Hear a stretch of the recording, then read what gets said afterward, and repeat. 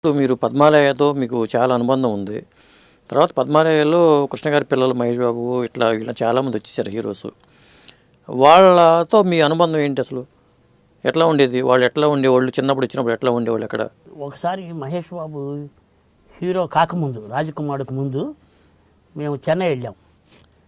మన వాసిరెడ్డి శ్రీనాథ్ గారని చికాగోలో ఉంటారు, ఆయన డాక్టర్. ఆయన ఈనాడులో దుర్గారావు అని మేమంతా చెన్నై వెళ్ళాం. ఓకే. చెన్నై వెళ్తే మహేష్ బాబు వాళ్ళ అమ్మమ్మ గారు దుర్గమ్మ గారు చాలా అభిమానంగా మేము ఫలానా ఫ్యాన్స్, సీనియర్ ఫ్యాన్స్, ఫలానా కృష్ణ గారి అభిమాని భక్తులు, మన పిఆర్ అంటే పద్మాలయం చేస్తామంటే ఆవిడ చక్కగా రిసీవ్ చేసుకుని బాగా మాట్లాడి టిఫిన్ కూడా పెట్టి ఆవిడ మహేష్ బాబుని పిలిచి, అప్పుడు హీరో కాల ఇంకా అంటే బాలచంద్రుడు, మన కొడుకు చిదంబరం ఇవన్నీ చేశాడు. అప్పటికి రాజకుమారుడు హీరోగా ఇంకా కాల పరిచయం చేసి అప్పుడు మహేష్ బాబు సినిమా పాత ఫోటోలు, చిన్నప్పుడు సినిమాలు చేసిన ఫోటోలు ఉంటే అవి సంతకం పెట్టి ఇచ్చి మా అందరికీ ఇచ్చింది. ఇచ్చి ఆవిడ ఎంతో ప్రేమగా చూసుకుంది. అదే ఫస్ట్ టైం మేము మహేష్ బాబుని హీరో కాకముందు కలవటం. తర్వాత మహేష్ బాబుది బాలచంద్రుడు సినిమా షూటింగ్ జరిగేప్పుడు కృష్ణ గారు డైరెక్టర్గా మేము లొకేషన్కి కూడా వెళ్ళేవాళ్ళం. లొకేషన్కి వెళ్ళేవాళ్ళం కానీ అతను కుర్రాడు, యంగ్స్టర్, మనకు అంత తరువు ఉండేది కాదు. వాళ్ళు కూడా కొంచెం రిజర్వ్డ్గా ఉండేవాళ్ళు. మనకి ఎంతసేపు కృష్ణ గారి టైం తప్ప ఆయన చుట్టూ తిరిగేవాడు, ఆయన దగ్గర ఉండేవాళ్ళం తప్ప మహేష్ బాబు దగ్గరికి అంత ఫ్రీగా వెళ్ళేవాడు కాదు. ఇప్పుడు కృష్ణ గారి ఇద్దరు అబ్బాయిలు రమేష్, మహేష్ బాబు వీళ్ళిద్దరు ఉన్నారు కదా, వీళ్ళిద్దరిలో అసలు ఎవరు పెద్ద హీరో అవుతారు అనుకున్నారు మీరు అప్పట్లో? వాస్తవానికి సూపర్ స్టార్ కృష్ణ గారి పెద్ద అబ్బాయి రమేష్ బాబు హీరో అయ్యాడు. సామ్రాట్ పిక్చర్తో పద్మాలయ వాళ్ళు వి మసూదన్ గారి డైరెక్షన్లో తీశారు.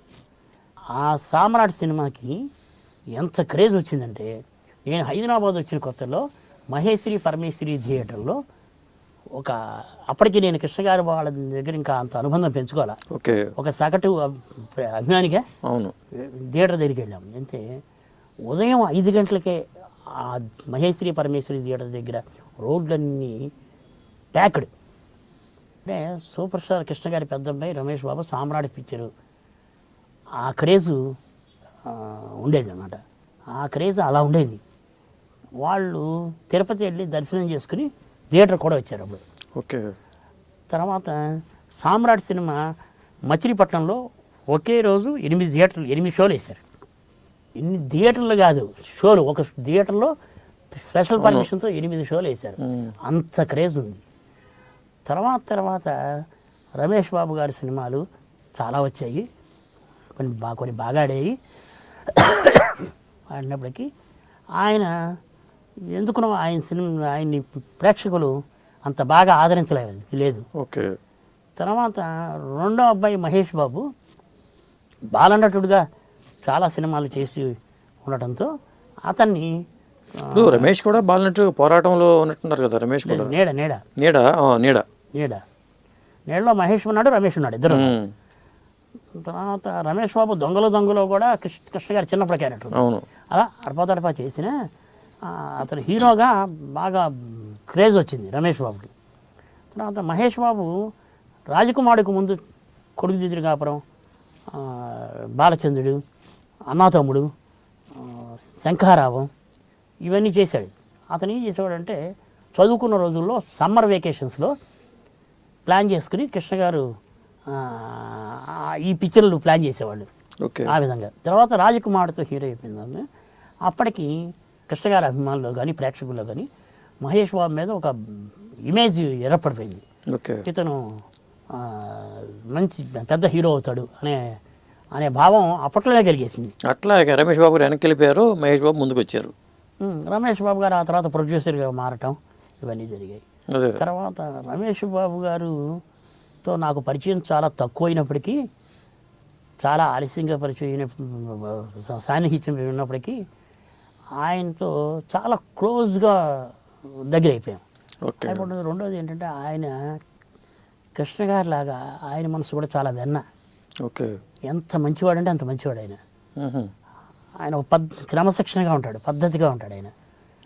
అంటే అది ఆయన ఎంతో ప్రేమతో చూసుకునేవాడు, ఎంతో బాగా మాట్లాడాడు. మరి ఈయన మహేష్ బాబు? మహేష్ బాబుకి మాకు ఏజ్ తేడా వలన, అదే ఏజ్ తేడా వలన ఒక స్థాయిగా కృష్ణ గారి పద్మాని పిఆర్ఓ గాను, వాళ్ళు యంగ్ జనరేషన్ గాను మనం హాయ్ అంటే హాయ్ అన్నట్టుగా ఉండేవాళ్ళం తప్ప అంత చనువుగా ఉండేవాళ్ళం కాదు. ఓకే. అయినప్పటికీ కూడా మహేష్ బాబు సినిమాలు, మురారి సినిమా, వంశీ పద్మనాయుడు సినిమా, 2 సినిమాలు కూడా నేనే పిఆర్ఓ చేశాను. ఓకే. ఆ 2 సినిమాలు, మురారి సినిమాకి రామలింగేశ్వరరావు ప్రొడ్యూసర్గా, డైరెక్టర్గా కృష్ణవంశీ, హీరోగా మహేష్ బాబు, ముగ్గురు సైడ్ నుంచి కూడా ఏకగ్రీవంగా నేను పిఆర్ఓ చేసుకుంటాను ఈ సినిమాకి అంటే ఒప్పుకున్నారు. ఓకే. వాళ్ళకి అంతకుముందు మహేష్ బాబుకి బిఆర్ఎస్ గారు కానీ, తర్వాత కృష్ణవంశీ గారికి గంగాధర్ గారి బ్రదర్ వేణుగోపాల్ కానీ, రామలింగేశ్వర గారికి బాబురావు కానీ పిఆర్ఓగా చేస్తుండేవాళ్ళు. అవును.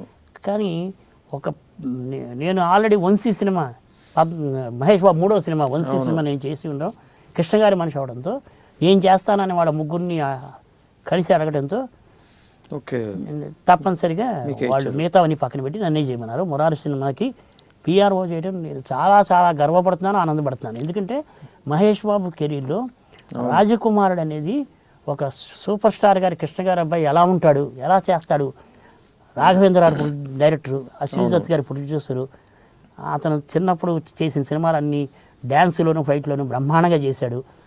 ఈ హీరోగా రాజకుమార్ ఎలా చేశాడని ఎక్కువ ఇమేజ్ ఊహించుకుని వచ్చి ఆ సినిమాని ఆదరించారు. ఓకే. కానీ తర్వాత అతను ఓ హీరోగా అతనిలో ఉన్న నటన,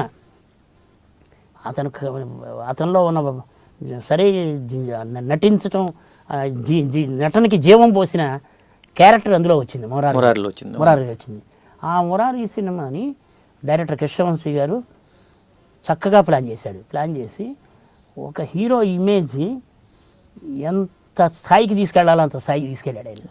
ఇప్పటికీ కూడా మహేష్ బాబు కెరీర్లో Murari cinema the best number